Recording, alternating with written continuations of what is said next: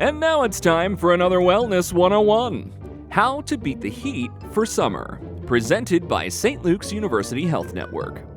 Summertime is almost upon us, and it's about to get real hot real quick. The heat can certainly affect our bodies and our moods. But the good news is, you no longer have to sit in an ever-flowing waterfall of your own sweat, because we've got 5 steps to help you keep cool this summer. Step 1. Stay hydrated. If it's super hot outside, sweating is almost unavoidable.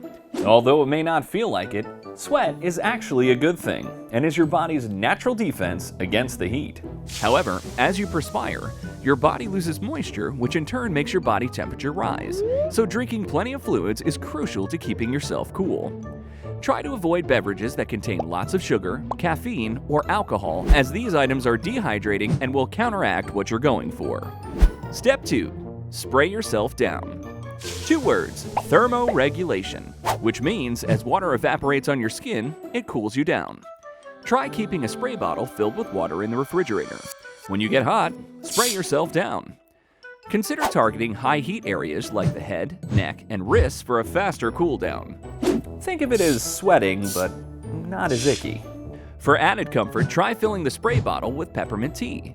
The menthol from the tea acts as a cooling agent and will help cool you down even faster.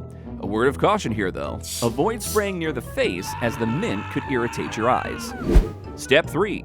Create a DIY air conditioner. Don't have an air conditioner? No problem. If it's not too humid, grab a big bowl of ice and place it in front of a fan.